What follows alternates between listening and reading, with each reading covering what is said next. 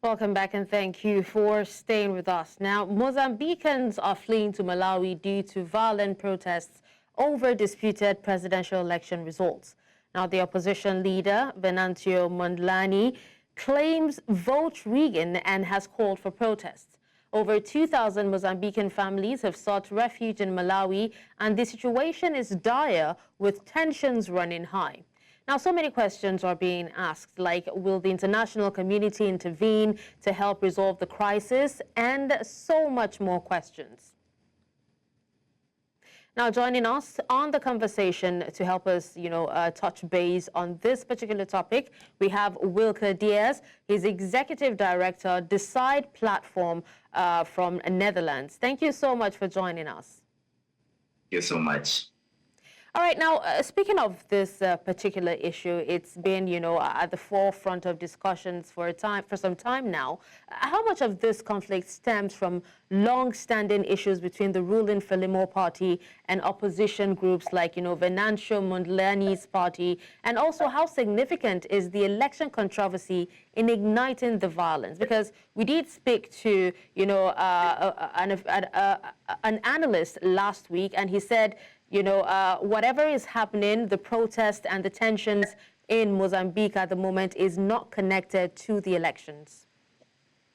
So I have one different opinion. I think we have in one part the electoral process, and the other part, or electoral process and the political process in Mozambique in particular, but in the other case, we have the social problems. That is very important to say. We have the both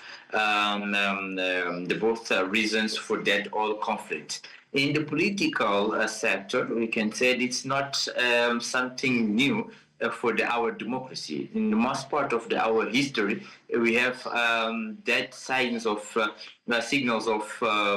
frauds and etc. So for now, I think we saw the worst situation.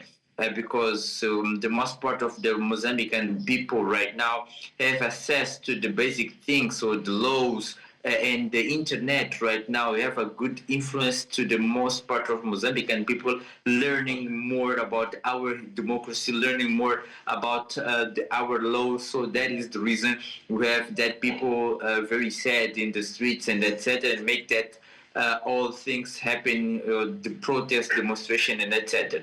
In other side, we have the problem in the access to the basic things like education, schools, access to the schools, university, and etc. In the other side, we have the economy in the worst situation in some sectors, and we have some difficulties to access to the healthcare and etc. So that is the reason we have that demonstration in both sides, and I think maybe we'll see the worst situation on next days because the most part of Mozambican people have in the mind the sad situation in our history in the governance of the Frelimo party during this all more or less 50 years.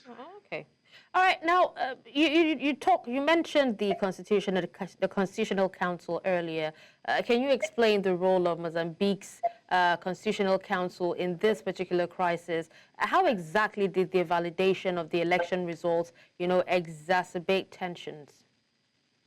So the Constitutional Council is the last instance where it can give the validation of these results. First, we have the National Commission of Election, and after that, we saw the Constitutional Council. After the Constitutional Council, nobody can make other point about that subject. So after the Constitutional Court give the final decision, we can only think the most part of Mozambican people can do is accept that result. So that is the reason we have the people in the streets, because don't accept first the explanation that Constitutional Court give we don't have the reasons, for example, why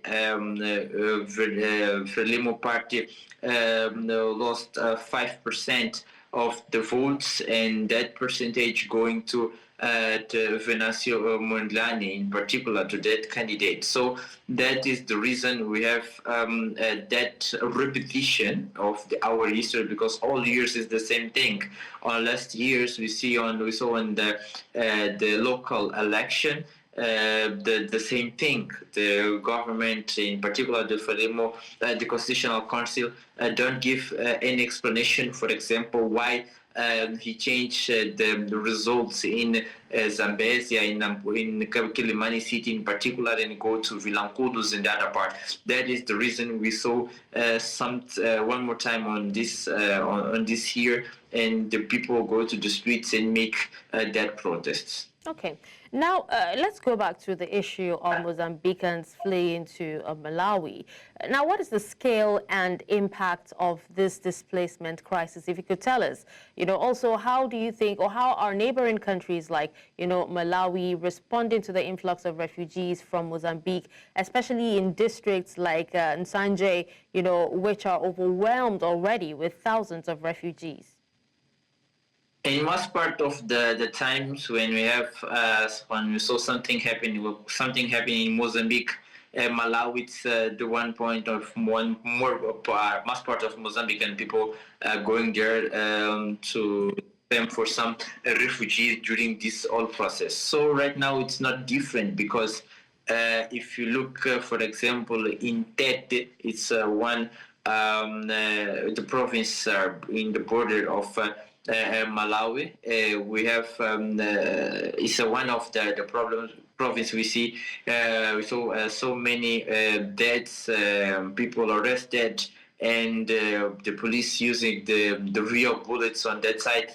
So that is the reason we have that most part of Mozambican people on that region go across the border to Malawi. And we have the other point here, very important to say. Maybe after 1 week we will see the worst situation because the candidate Daniel Chapo maybe take a power on that week, and the most part of Mozambican people don't accept that results, going to the streets one more time. And maybe we'll see the worst situation on this protest maybe in 5 or 10 days.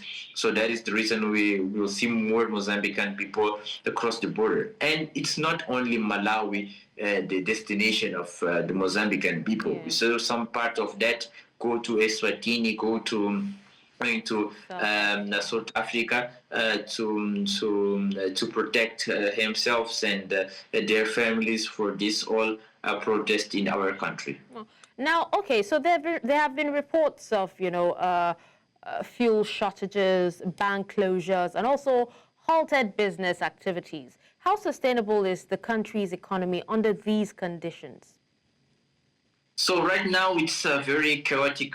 If you look, for example, to Maputo City, the capital, we have so many infrastructure. The protesters in one part make some destructions in some part of Maputo, but it's not only Maputo. You go more or less to Beira, you go to Nampula. We saw some part of this movement, but I think Maputo is the capital and the most affected with that all protests. And right now it's we have 5 days to try to recover of that all attacks, and maybe to draw some new strategies to next days. But I think the most part of the economy is not only in Mozambique, affected in Mozambique. We saw, for example, South Africa in the Lebombo border. We have millions and millions of rands or dollar. The most part of the companies lost on this protests. We have some part of the access to the basic things, for the interland countries are suffering with that protest in Mozambique. I think the whole region, in particular, the regions in the Mozambique border with the Mozambique right now, are suffering too much with that all protest in Mozambique. All right, now, Wilker, what do the recent reports, of violent incidents at the Gemfields ruby mine and also the prison riot reveal about the state of law and order in Mozambique? Is it possible for the government to maintain control over, strategic industries? I don't think so, because the most part of the time we saw some people in that region claims for the best conditions, because we have, for example, the ruby mining who make millions dollars, but in that region in particular, we don't see any signal of development. You go, for example, to the other province in Tete, we have the coal mining companies, but we don't see any development. You go to Inhambane, we have gas exploration there, but you don't see any development. So maybe that is the one reason the people make some protest, and the government don't have capacity to control, because the most part of the time the people said, for example, on that region, in particular in Nyambane, the people don't have access to the company who are exploring the gas there. Why? What is the reason? Because they have one importation of the hand job on that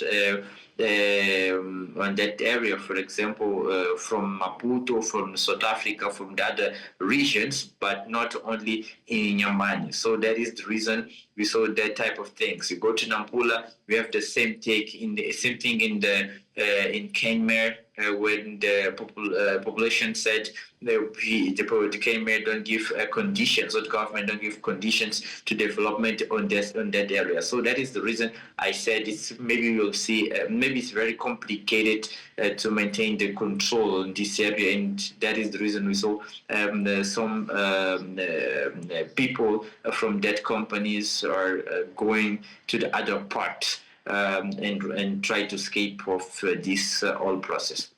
Okay. Now, well, you talked about, the ruby mine incident, but you're yet to, talk about the prison riot. But before we allow you to talk about the prison riot, still on the ruby mine incident, reports actually suggest that police killed 2 people during this incident, and also 33 people died during the prison riot as well. So exactly how are local security forces handling the unrest, particularly in dealing with both protesters and also the inmates who escaped during the prison riot?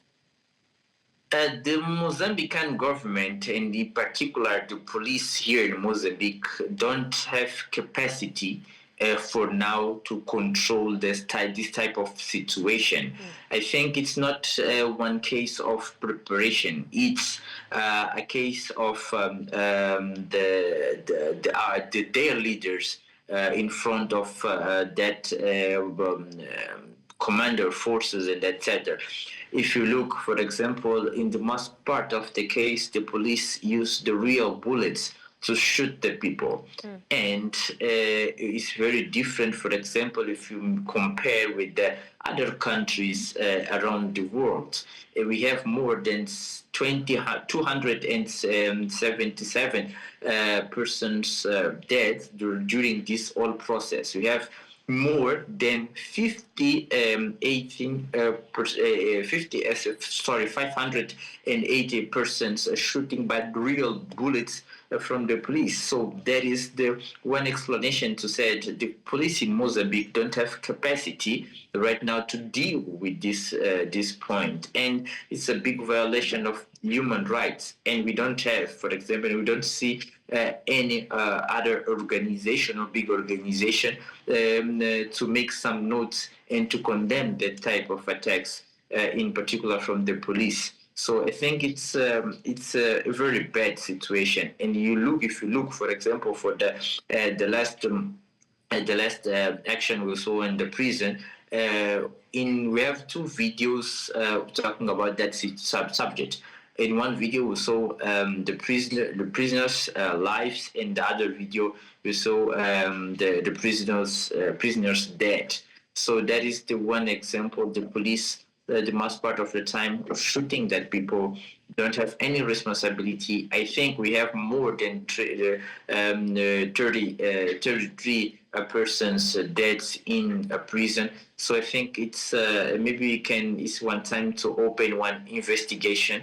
The local authorities, but I think the international authorities, it's time to open one investigation talking about what's happening in Mozambique, because we have so many people dead during that process, and we don't have any action from the local judicial court or the other international courts or organization about that subject in particular. All right. Now, speaking of, international organizations, now, given the ongoing tensions and also the potential for more violence, how can international actors like the United Nations, African Union, and the likes help address this crisis? So I think one point it's make some communications or public notes to condemn that attacks. It's one type of the things we can start for now. And the second thing that international organization need to do, it's open one dialogue, one channel to dialogue with the candidates of this whole process. Maybe it's the best option to do. And the other thing, it's open one investigation or to make a pressure to our local courts to open one investigation about that whole process, because we have proofs. We show proofs in the social networks and etc. And the silence of that type of organization for us is very created a very preoccupation in our society, because sometimes we feel alone. I think the reason of that things is the language, because the most part of the time we saw assistance of that organization to countries who speak English or speak French. But we have countries that speak Portuguese, and the most part of that countries that speak Portuguese, we don't see any intervention in the most part of time in the same level when we saw, for example, in the other regions in our African continent. So maybe it's a time to try to make a pressure to change some things and to try to protect that human rights violations. All right, now let's go back to, to the elections. Now, Mondlane had actually rejected the election results and vowed to install himself as president. Now, can you tell us what is the likelihood of, widespread public backing for him? And also, how do you think, this will lead to further instability? So I think we showed the proofs about that whole process. We make some reports about the fraud during the election process. We showed to the rest of the world the most part of the problems we'll see during this whole process. We showed the different things about all our electoral process in Mozambique. When I said all electoral process, it's not only on the polling day, but it's during the campaign, during the register, and right now post-electoral. And we make some reports, but for example, the Constitutional Court don't use or don't ask about that report to take some decision. And the most part of Mozambican people feeling in the hurt what's happening during this whole electoral process. That is the reason we saw people to say it's enough. It's enough not because Venancio Mondlane is the leader or Daniel Chapo is the leader, but the people see the all irregularities during this process.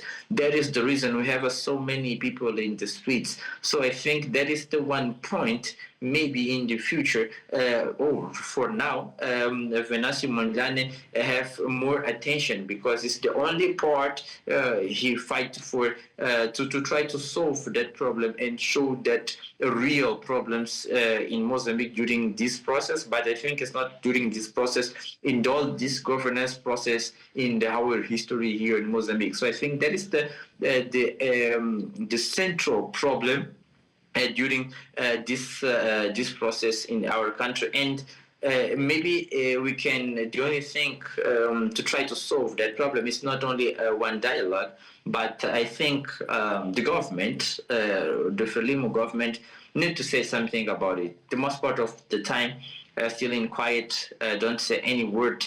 We don't hear any apologize, for example. During this whole process, because the people are lost that families or friends and etc. So maybe it's very important to now to try thinking about that all things to have some peace in our country. All right, but what about the government, and the opposition controlled? How have the government and also the opposition controlled the narrative surrounding the election and also the violence? I'm speaking also of what role that the media has actually played in shaping public perception. Are there signs or any signs of media suppression or even government censorship? I think the most part, it's not all, but the most part of the media sector in Mozambique are suffering one control from the local government. I think that is the one a very dangerous point. If you go, for example, to our public television, the only thing you see it's the news to defend the Frelimo party. But at any moment you see any news about the people who are dead during this whole electoral process. This is the one example. And we saw some narratives, different narrative. Opposition used one narrative, the government or the party in power used the other narrative here in Mozambique, and maybe sometimes this has created a very big problem in the mind of the most part of Mozambican. The last event we'll see on the prison, for example, that is the one forum to try to create it one narrative, and that narrative created so many panic and affected also Mozambican society for now. And maybe this is I call all time, this is the one, their political tactic to divide and rule. And I think that is the different narratives sometimes the media or the television buy, and after that show to the most part of Mozambican people, and we saw the effects in our lives all days. Okay. Now, still talking about, the Frelimo party, right? The Frelimo party had actually denied any election fraud, even, after, the election commission updated the results and all that. So what does the response from the Frelimo and the ruling government tell us about their political strategy and the commitment to the stability of the nation? Of course, Frelimo said no, we don't see any fraud during this process and etc. because maybe he have the benefits of this whole process in Mozambique, electoral process in Mozambique, and the Constitutional Court said Frelimo win the election. So that is the reason Frelimo party said we don't see any problems. But the problems are here. We saw that problems. We saw the impact of this problem. We saw the consequence of that whole process in Mozambique. And the most part of the time that party used the some institutions, public institutions, to make some that plans happen. For example, the police. I think it's right now it's one force not to protect and defend our country in particular, but also to defend the interest of the Frelimo party for now, because we are living in one state party. When we have one state party, the party controls the whole state. And that is the one example we have in our country in particular. And this is so that whole process, and maybe we'll see Frelimo on silence during this whole process, and after the Daniel Chapo take presidency, maybe we'll see some other words from the Frelimo party. But for now, I think he's still on quiet and don't give any importance to the people who are shooting and lost their lives during this whole process. All right, now, Wilker, earlier you talked about, how it's not only Malawi that, Mozambicans actually run into, but also other, neighboring countries like Southern Africa and all that. So what are the broader implications of this particular unrest for Southern African region? Do you think that this conflict might spill over into other parts of Southern Africa? I think in the future, maybe we'll see the same thing in the other countries like Zimbabwe, because Zimbabwe have one very long history of the conflict or protest after the elections. And I think it's one signal for some changes in our region. We saw in Botswana most recently, maybe you will see in Zimbabwe. We saw the changes in South Africa. We have one unit government in South Africa. That's one example. So maybe you'll see in the other countries around our region. For example, Angola also. It's one potential place. Maybe we'll see that the same movement on the next day. So I think that that is the most big implications for now. It's how to deal with that whole process. I think that the most part of the parties in power, or the liberty parties in our continent right now, are thinking the solution to try to solve or to stop that type of the cases. For example, I think the speech of the President Mnangagwa about the elections in Mozambique, it's one reflex of how afraid about that situation are now in that country. So we have so many subjects to say, but I think maybe we'll see the same things in next years in some points if the government or the National Commission of Elections on that places don't give the truth during this all electoral process. Okay. Now, just before we let you go, Wilker, tell us if you think there are actually prospects for reconciliation and peace in Mozambique. Is there a path to ending the violence, or is the country heading towards a prolonged period of instability? I think that initiative to make some dialogue, conversation, maybe if it happened that I think in 1 month ago, make all sense. But for now, it's very complicated, but it's important. To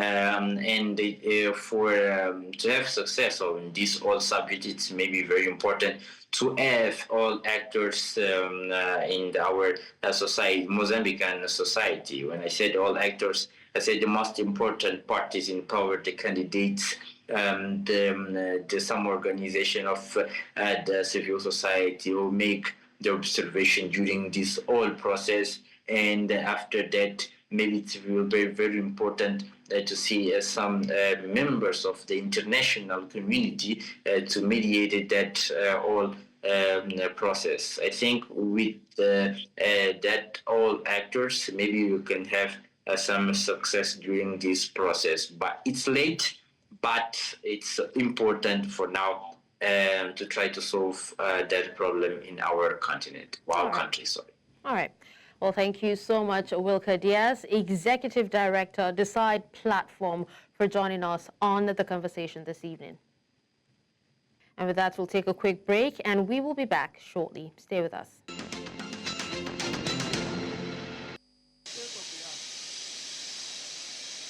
It was a clear the air tour of the Port Harcourt refinery complex in Rivers State. The visit afforded newsmen in attendance a first-hand view of the entire process ongoing at the refinery, which many have remained skeptical over its operation. Staff of the Nigerian National Petroleum Company Limited say there is no cause for alarm as the refinery has fully commenced operation. Good news for us all as Nigerians is that the plant is working, our products are being refined, the Port Harcourt refinery is on stream, and we are all happy and we are good to go. And what I tell people is, for us as a responsible energy company, is for us to tell the truth. We have no reason to lie. So, like you see from the visit today, we went straight from the control room, where we've upgraded the control room to 20th century control system, to the depot, where we saw trucks loading out.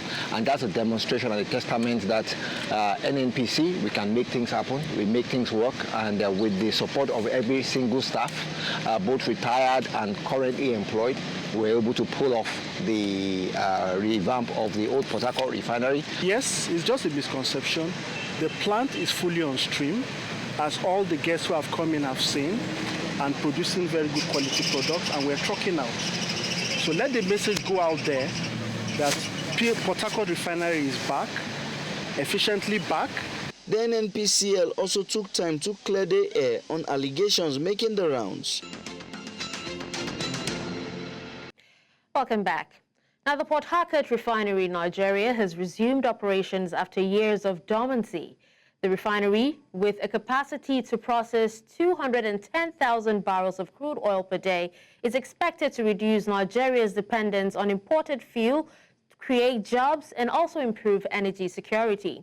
Now, the resumption of operations is a significant achievement for Nigeria's economy and energy sector. But despite the milestone, the refinery still faces operational and logistical challenges, including crude oil supply issues, infrastructure inadequacies, and technical glitches. Consistency in operating at full capacity is also a concern. So many questions to this, like what measures will the Nigerian government and the refinery's management take to address these challenges and also ensure the refinery's long-term sustainability? Also, questions like, can the refinery's operations be scaled up to meet Nigeria's growing energy demands?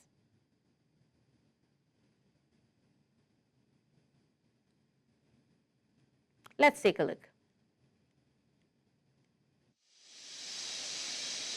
It was a clear the air tour of the Port Harcourt refinery complex in Rivers State. The visit afforded newsmen in attendance a first-hand view of the entire process ongoing at the refinery, which many have remained skeptical over its operation. Staff of the Nigerian National Petroleum Company Limited say there is no cause for alarm as the refinery has fully commenced operation. Good news for us all as Nigerians is that the plant is working, our products are being refined, the Port Harcourt refinery is on stream, and we are all happy and we are good to go. And what I tell people is, for us as a responsible energy company, is for us to tell the truth. We have no reason to lie. So, like you see from the visit today, we went straight from the control room, where we've upgraded the control room to 20th century control system, to the depot, where we saw trucks loading out. And that's a demonstration and a testament that NNPC, we can make things happen, we make things work, and with the support of every single staff, both retired and currently employed, we're able to pull off the revamp of the old Port Harcourt refinery. Yes, it's just a misconception.